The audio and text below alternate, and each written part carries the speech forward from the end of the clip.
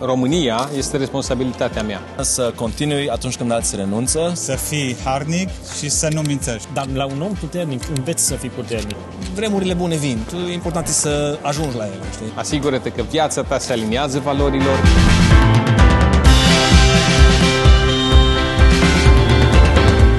Astăzi ne aflăm la Oradea, la o super conferință numită Cod 7, unde discutăm despre 7 valori pe care dacă fiecare din noi le adoptăm în viața noastră, în afacerea noastră, în activitatea noastră, România va fi transformată enorm în bine. Sunt Emanuel Toma, sunt creștin, soț, tată și antreprenor și cu ajutorul lui Dumnezeu am construit 8 business-uri care au depășit cifra de afaceri de $1.000.000 de euro. Sunt super pasionat de business, de antreprenoriat, să construim lucruri, să le creștem, să le scalăm, dar mai importante sunt valorile. Sunt convins de faptul că valorile sunt rădăcina pe care dacă o ai sănătoasă, din ele poate să crească o organizație frumoasă, sănătoasă și de ce nu, mare. Vină cu mine, hai să vezi despre ce e vorba și hai să discutăm cu câțiva din liderii care vor prezenta cele 7 valori.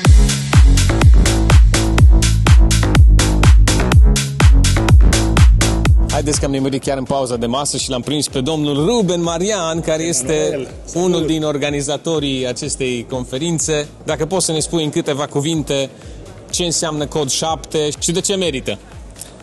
Emanuel, am fost foarte încurajat când am văzut inițiativa asta Cod 7 și de aceea ne-am implicat și noi și am susținut, pentru că noi când am crescut în business ne-au lipsit modelele. N-am avut modele, mentori, modele de oameni care chiar să construiască pe bază de principii și valori și am fost foarte încurajat să vedem că există mai mulți oameni în România deja care cred în aceste valori, care își construiesc business-uri de succes pe baza acestor valori și a fost foarte încurajator pentru mine să văd lideri din toată țara care vin, care au curajul să își asume valori și care chiar au curaj să fie și vulnerabili și cu provocările și cu eșecurile care le au, dar totuși asumând o direcție de a construi pe bază de valori. Și cred că de asta are nevoie România, de modele de lideri, de oameni care să creadă în valori și să ne arate cum să construim corect. Știu că tu ai construit un business frumos de zeci de milioane de euro anual.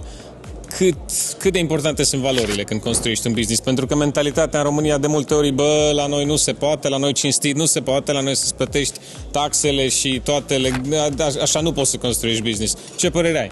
Eu de la început mi-am dorit să construiesc pe bază de valori. Chiar dacă nu a fost tot ușor de la început și am avut provocări foarte mari, mi-am dorit foarte mult pentru că sunt un om credincios, cred în valori și mi-am dorit cumva să integrez zona mea de credință cu zona de valori, însă a fost nevoie să fim dispuși împreună cu soția mea să pierdem contracte, să pierdem bani în care concurența o câștigat contracte pentru că pentru ei nu era o problemă să acorde atenții, să dea șpăgi. A fost extrem de greu pentru noi la început, apoi a fost greu să explicăm colegilor de vânzări care ei voreau să vândă și aveau KPI-uri și bonusuri de vânzări. Auzi, dar și în domeniul vostru atențiile se dau așa în plicuri? Atențiile se dau în orice formă, numai să ajungă la cel care trebuie să primească atenția. Avem tot felul de tentații și cel mai greu este de multe ori când ai nevoie de vânzări și toți avem nevoie să facem profit. În momentele cele mai grele, atunci vin tentațiile cele mai puternice. La un moment dat, dacă rămâi și ai răbdare și ești perseverent, îți și merge reputația în piață, bă, ăștia serioși. Îți mai scumpi, dar serioși. Dacă vrei să te rezolve cu ăștia, lucrezi și asta e foarte prețios. E extrem de prețios. Brandul de nume, reputație bună, faptul că construiești pe bază de valori, îți merge numele după aceea. Da. Ruben este un antreprenor care a construit un business mare și frumos în România, peste 20-30 de milioane de euro anual. Deci merită să ascultați ce spune.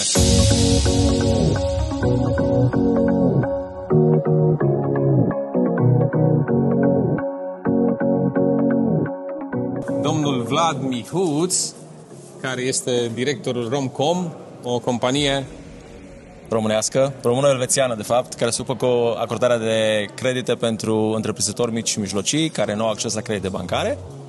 Super tare! Cod 7 este un cod de valori în esență în care credem, pe care ne-am asumat, valori pentru întreprinzători, dar nu numai pentru întreprinzători, pentru toți oamenii, inclusiv pentru copii, pentru că asta am auzit astăzi, valori pe care unii cred că le-am învățat încă de acasă, valori ca și hărnicia, integritatea, colaborarea, respectul, învățarea și pe care vrem să le promovăm către întreprinzători ca să schimbăm mediul de business și să schimbăm România. Poți să ne spui valoarea ta preferată din astea 7 și ce înseamnă? Absolut. Perseverența. Pentru că perseverență înseamnă să continui atunci când alții renunță, să mergi pe termen lung, să ai o viziune, să ai perspectivă și încă o dată să nu renunți niciodată. Super tare, mulțumim! Vreau să vă spun că munca bate talentul 99% din timp. În sport, în muzică, în ce vreți voi, cel care muncește, chiar dacă poate e mediocru ca și talent, îl bate pe ăla super talentat, genial, care nu pune osul la treabă. Poți să evaluezi hărnicia. Noi, de exemplu, în business, la echipele de vânzări, avem obiective de rezultate, trebuie să vinzi atât, avem obiective de efort. Trebuie să vizitezi atâția clienți, trebuie să dai atâtea telefoane, trebuie să faci atâtea oferte. Degeaba aștepți rezultatele dacă nu faceți eforturile, așa că le evaluăm ambele.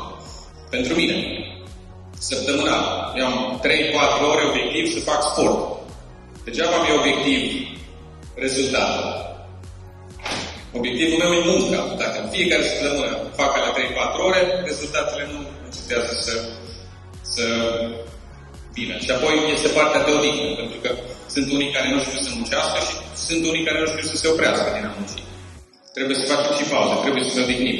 Eu, de exemplu, de vreun an, 2 am început să am un sabat digital, în care o zi pe săptămână îmi iau SIM-ul din telefonul ăsta și îl pun în Nokia de la vechi butoane, pe ăsta închid, 24 de ore. Pentru cineva care e tot timpul conectat, nu poți să stai seama ce înseamnă asta pentru minte, pentru timp, pentru relații, pentru copii. 24 de ore să stai tu cu Dumnezeu și cu familia și cu nimic altceva. Să nu bâzie chestia asta în continuu. Recomand cu toată inima. Sunt convins că ai nevoie de viziune, de visuri, de obiective, de ținte. Și eu sunt omul ăla care am visuri așa de mari că și eu mă sperii de ele și mi-e rușine de multe ori să le împărtășesc cu alții că zic că sunt dus. Ai nevoie de alea, dar sunt conștient că visurile și obiectivele și țintele sunt 1%. 99% e munca. Hărnicia este o valoare fără de care nu poți reuși să construiești ceva care merită. Primul verset din Biblie, știți ce zice? Primul lucru despre Dumnezeu pe care îl descoperă Biblia. Știți ce zice? Cine știe? La început Dumnezeu a făcut, a creat, a lucrat, a produs ceva. Muncă, hărnicie. Dumnezeu l-a luat pe Adam, l-a pus în grădina Edenului ca să o lucreze. Pentru că cineva zicea, Dumnezeu nu o să facă niciodată ce trebuie eu să fac și ce pot eu să fac. Dumnezeu face ce nu pot eu să fac. Așa că să fim atenți să cerem ce trebuie și să facem noi partea noastră care trebuie. Ținem aproape. Mersi. Domnul Mihai a fost gazda acestui eveniment. Salutare. Și discutăm despre ce înseamnă valori. Nu știu, care a fost valoarea ta preferată din cele prezentate și ce înseamnă pentru tine? Una care mie îmi place foarte mult e aia ta, hărnicia. Și de ce îmi place hărnicia? Pentru că o trebuie ca să fiu harnic întotdeauna ca să pot să am onoarea să fiu astăzi împreună cu voi la eveniment. Dar realmente cred că fiecare valoare, dacă este pusă în aplicare, aduce foarte mare valoare. Și aici e marea problemă, faptul că nu știm să punem în aplicare aceste valori, chiar dacă credem în ele. Atunci, probabil că întrebarea ar fi cum am putea să punem în aplicare aceste valori. Și răspunsul ar fi stând într-o comunitate care să împărtășească aceste valori. Mulțumim mult! George, ție ce ți-a plăcut cel mai mult? George este un antreprenor româno-americano-român și are diferite business-uri în America, în România, pe diferite domenii, ca și noi, foarte, foarte interesant. Când eram copil mic, am crescut la țară cu bunici, animale și lucru care mama mea totdeauna îl zicea despre mine că sunt un copil harnic și am fost cel mai harnic din familie și dacă sunt unde sunt astăzi e datorită lui Dumnezeu și datorită că Dumnezeu m-a ajutat prin muncă, prin mult efort să fiu unde sunt. Așa că pe toți vă provoc să vă apucați de treabă, să munciți din greu, să fiți harnici și celelalte lucruri vi se vor da pe deasupra. Lucrez cu mulți oameni și de fiecare dată când angajez un om nou, două lucruri îi spun. Să fii harnic și să nu mințești, să nu furi. E ok, celelalte, dacă nu știi experiență, noi te învățăm, dar să fii harnic și să fii serios. Astea două lucruri care le spun la fiecare om care îl angajezi. Deci, fără asta nu angajezi pe cineva.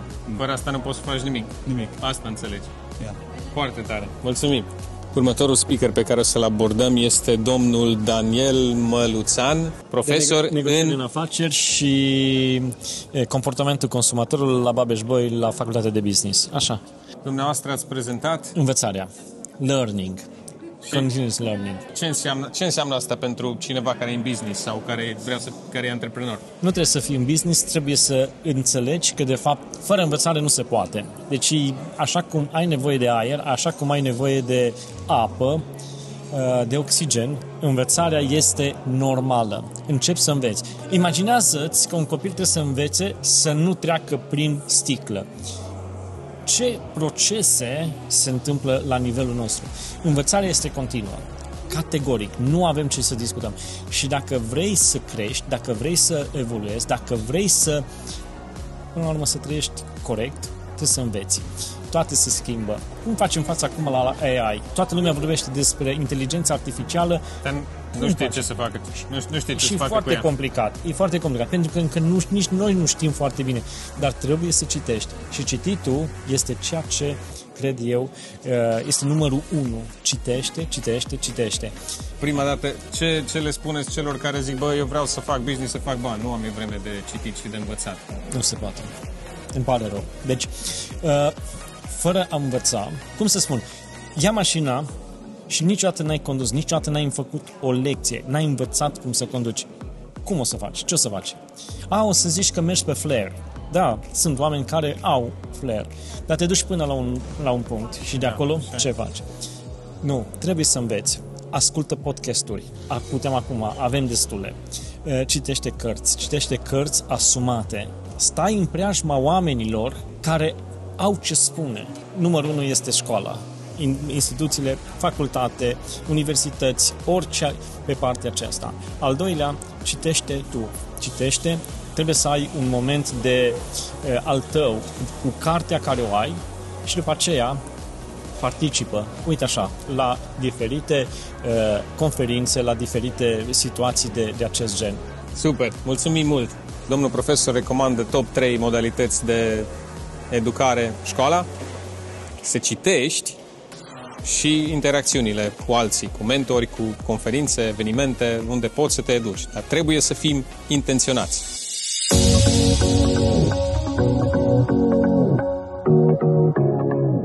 Uite, domnul Bogdan are o companie de întreținere rețelistică, sisteme IT. Securitate cibernetică, o mai numesc unii.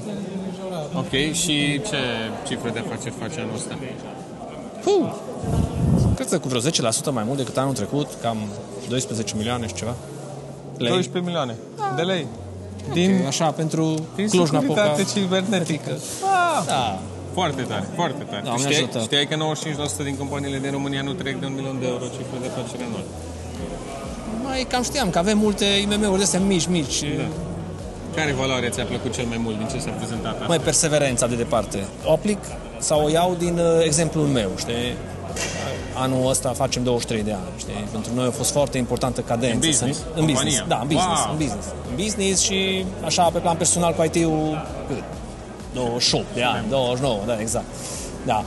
Important să nu te oprești, știi? Și când ți-e greu, când ăsta să mergi mai departe. Și de fapt drive-ul acesta te ține și vremurile bune vin. Important e să ajungi la ele, știi? Dacă mori mai repede sau te lași mai repede din vari motive. Aveam și o vorbă cu niște prieteni, știi? Pe când să ai succes te lași, știi? Că vine o criză, vine un anumit aspect economic și domnule, renunț. Foarte tare asta. Deci să perseverezi, să continui, că vremurile bune o să vină dacă rămâi. Dacă rămâi, exact. Important să fii acolo, știi? Foarte tare. Doamne ajută. Mulțumim.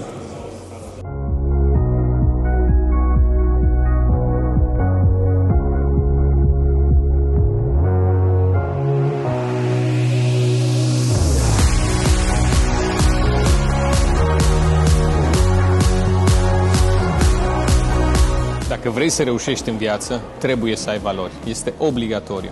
Nu se întâmplă de la sine. Te provoc, stabilește-ți valorile, poți să intri pe Cod 7 să vezi cele 7 valori pe care le-am lansat astăzi, stabilește-ți valorile și ține-te de ele. Asigură-te că viața ta se aliniază valorilor, business-ul tău se aliniază valorilor activitatea ta se aliniază. Sunt convins de faptul că România este responsabilitatea mea. Ce vreau să spun prin asta? Eu nu pot să schimb politicile de la București, nu pot să schimb granițele și geografia, nu pot să schimb multe lucruri. Ce pot să schimb este felul în care eu îmi conduc activitatea, viața, relațiile, afacerea și zona asta din jurul meu pe care eu o influențez să fie plină de excelență, plină de seriozitate, să fie plină de integritate. Atunci când dăm mâna și facem o promisiune, ne ținem de ea și în jurul meu, dacă eu trăiesc valorile astea, în jurul meu, România va fi așa cum ne dorim să fie. Va fi o țară extraordinară.